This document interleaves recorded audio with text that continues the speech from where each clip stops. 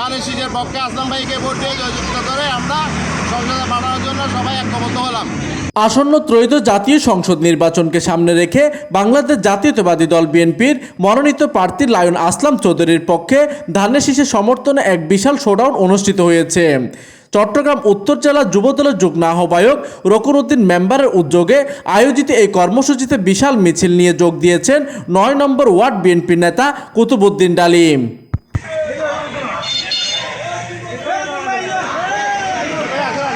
অদ্য ৮ ফেব্রুয়ারি রোববার কালীরহাট এলাকা থেকে ৫ শতাধিক নেতাকর্মীর এক বিশাল বহন নিয়ে মিছিলে যোগ দেন কুতুবউদ্দিন ডালিম।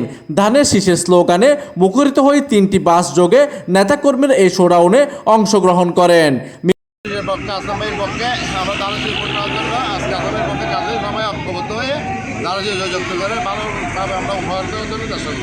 উক্ত মিছিলে আরও উপস্থিত ছিলেন সলিমপুর যুবদলের সাবেক সভাপতি আনোয়ার হোসেন, যুবদল নেতা খুরশেদ আলম, মোহাম্মদ টিটু, মোহাম্মদ তারেক, হৃদয় সহ বিএনপি অঙ্গ সংগঠনের নেতৃবৃন্দ।